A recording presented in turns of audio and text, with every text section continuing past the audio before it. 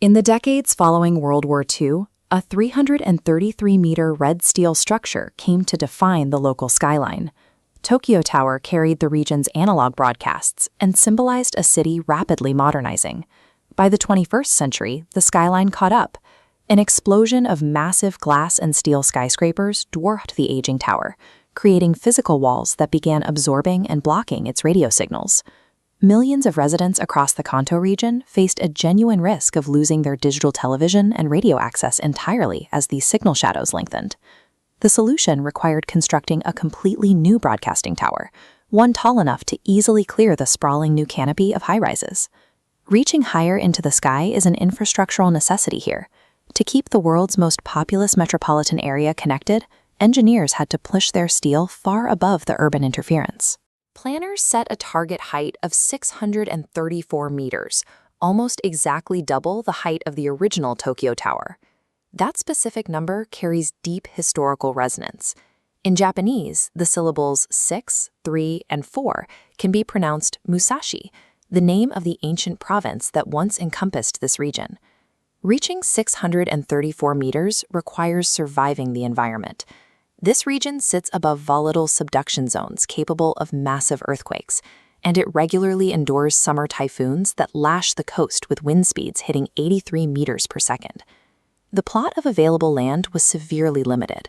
Engineers had to fit the enormous structure into an awkwardly shaped, narrow former railway shunting yard in the Sumida district. The soft soil of this river basin offered poor support for such a massive object.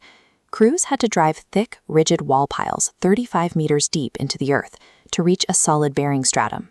Erecting a 634-meter tower on this tiny plot within one of the world's most aggressive climates meant abandoning the standard rulebook for skyscraper construction entirely.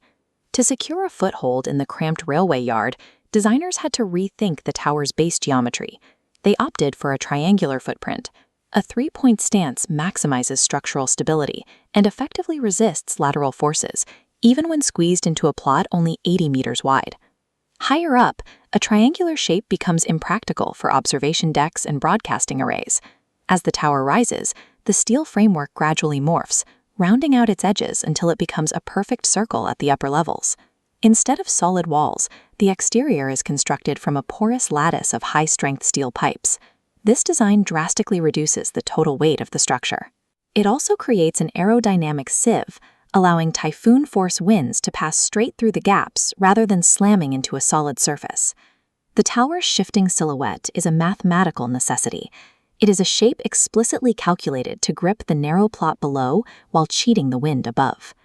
While the open lattice solves the wind problem, a rigid steel tower of this height faces a secondary threat: violent whip-like vibrations triggered by deep seismic shocks. To defeat massive ground movements, engineers invented an internal stabilization mechanism called the core column system. Running down the exact center of the tower is a massive concrete shaft serving as an emergency staircase. This core also functions as a tuned mass damper. Its immense weight acts as an internal counterweight against the outer steel lattice. The concrete core isn't fully attached. It is fixed to the frame for the bottom 125 meters, while the middle section floats unattached. At 375 meters, heavy oil dampers bridge the gap, connecting the floating core to the surrounding structure. During an earthquake, the steel frame sways one way. The floating concrete core lags behind, swinging in the exact opposite direction, applying a counterforce. This physical counter-oscillation cancels out the tower's momentum. It reduces violent seismic acceleration by up to 50%, turning a potentially lethal whip effect into a gentle, controlled sway. Construction concluded in 2012. Standing at its full 634 meters, the structure officially claimed the title of the tallest freestanding broadcasting tower on Earth. At ground level, it anchors the Solamachi complex, an area designed to blend the commercial energy of Tokyo's downtown with modern public spaces. The scale shifts dramatically at the Tembo deck. Located 350 meters above the street, it utilizes 5-meter-tall glass panels to provide an uninterrupted 360-degree view of the city. Another 100 meters up sits the Tembo Galleria.